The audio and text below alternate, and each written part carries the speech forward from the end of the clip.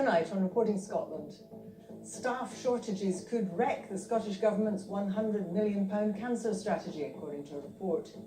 I'm not alone in this, and I'm very concerned that lives will be lost if people don't get life-saving surgeries or life-saving treatment in time.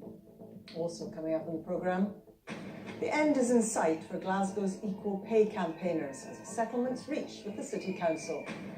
A life-changing operation, Corinne Hutton vows to do the best things all over the world after her double hand transplant.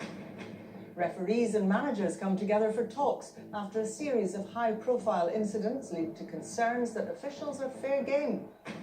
And the nursing mum from Midlothian who smashed the record on one of Britain's toughest ultra-marathons, beating all the men along the way.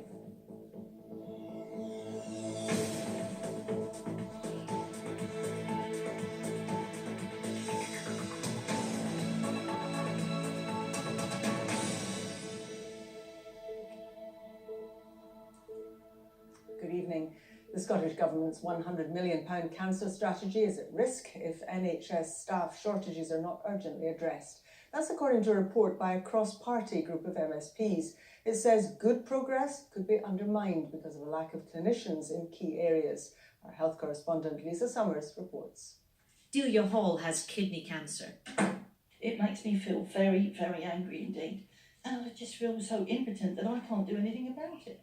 She was told an operation to remove her tumour would be delayed because of staff shortages. She has to travel from her home in Orkney to Aberdeen for treatment. I'm not alone in this, and I'm very concerned that lives will be lost if people don't get life-saving surgeries or life-saving treatment in time. NHS Grampian acknowledge waiting times are longer than they'd like. They say they're actively trying to recruit more staff.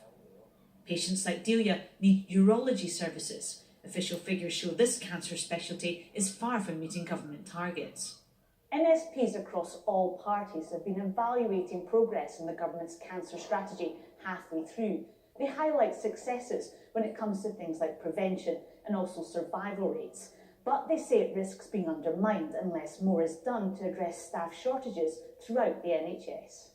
There are high vacancy rates for medical staff in specialties like endoscopy, pathology or radiology.